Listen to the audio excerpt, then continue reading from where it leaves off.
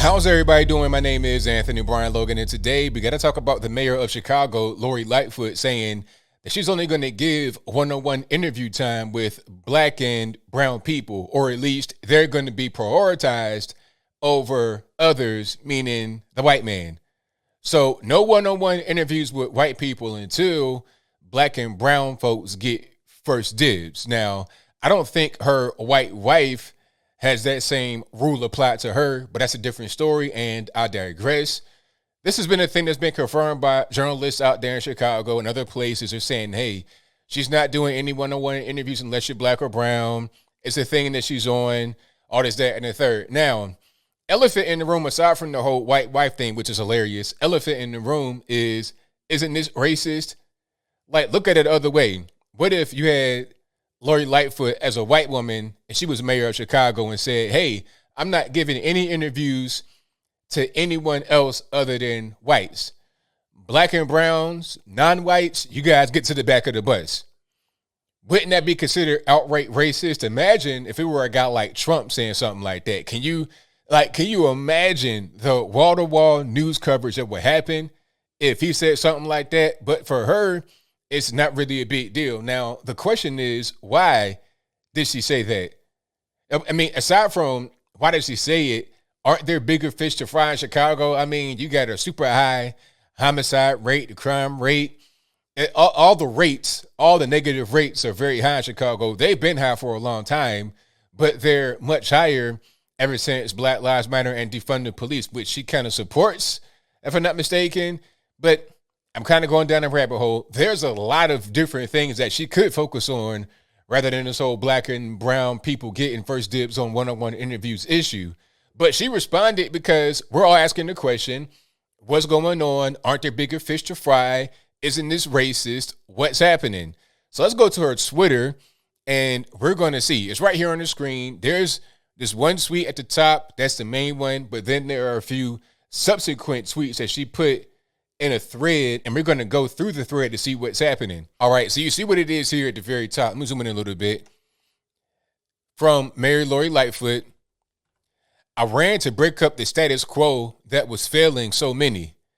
That isn't just in City Hall. It's a shame that in 2021, the City Hall press corps is overwhelmingly white in a city where more than half of the city identifies as black, Latino, AAPI, which means Asian American or Pacific Islander, or Native American. Now, let's stop right there. What's your education system like in Chicago for the black and brown folks? Okay, is it like Baltimore, Maryland, where you can have a 0.13 GPA and be ranked 60 out of 120 in your graduating class? Where you can't even read as an 18-year-old graduating high school? There were quite a few schools that had been closed in a lot of the black areas. Why were they closed? Because underperforming, poorly maintained. And what about the schools that are remaining open? How well do they perform? How well are they maintained?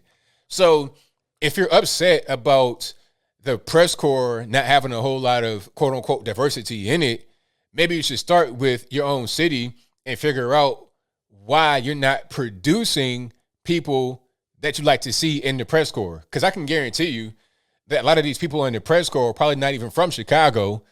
Some of them are probably, but I bet you a lot of them aren't. Why aren't you producing that what you want to see in your own press corps? All right. So that's the first one. The second one says diversity and inclusion is imperative across all institutions, including media. In order to progress, we must change.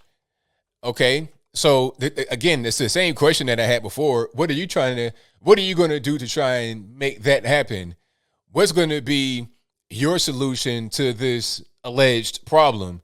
You're just going to say that it's an issue and cry about it, or are you going to make some things happen in your city to improve the education of your citizenry? You said, hey, we're 50% non-white, so how about you just do a better job educating the non-whites and getting them off this Democratic plantation treadmill of benefits, and no education.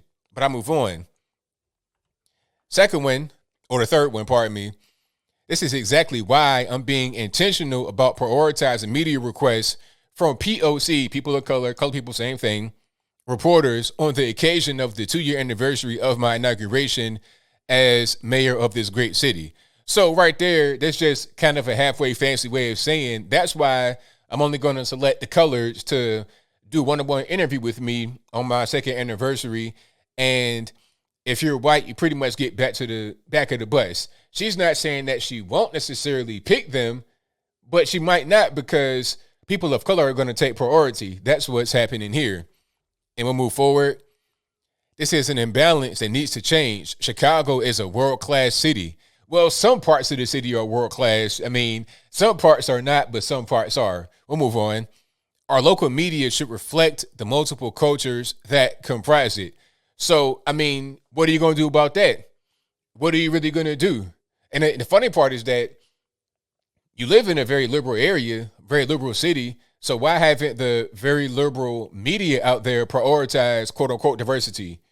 And then if you are a black or brown, whatever, some kind of non-white person that gets hired in Chicago media, you got to ask yourself, am I here because I'm talented, because I was the best option, because I have a great resume, or is it because I'm not white?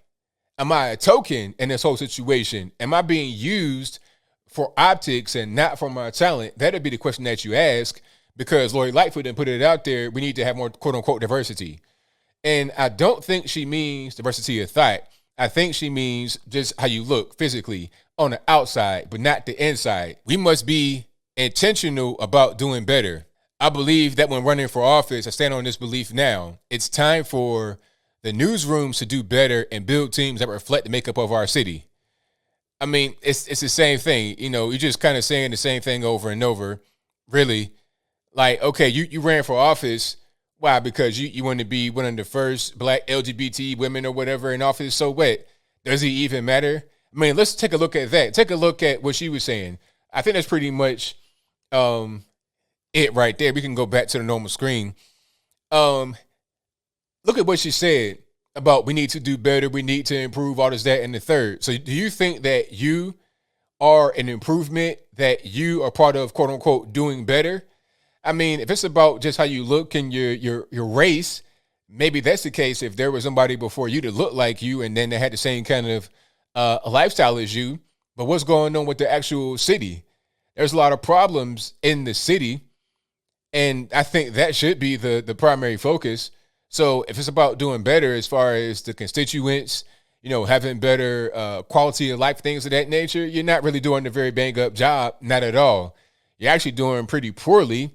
And I put on the table, I argue that you're doing a worse job than some of your predecessors who may not have been black or LGBT or whatever kind of way you identify, whatever your pronouns are.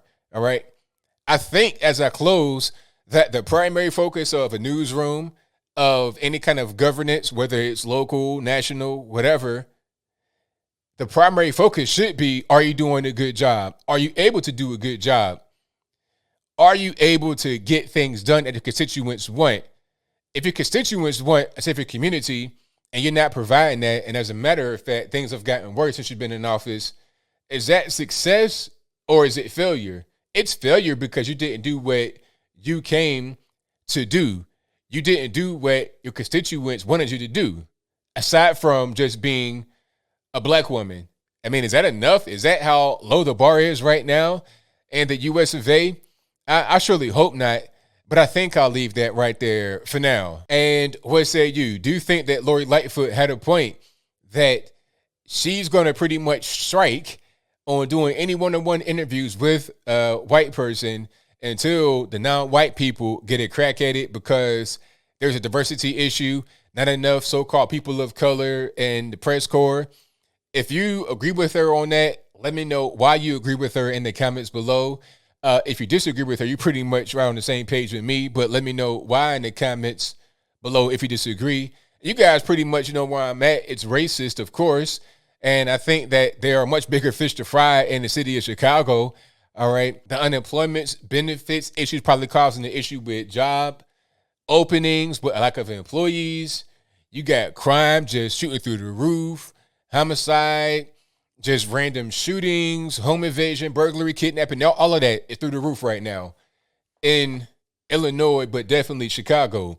That should be the primary focus rather than trying to focus on race, rather than trying to focus on anything like that.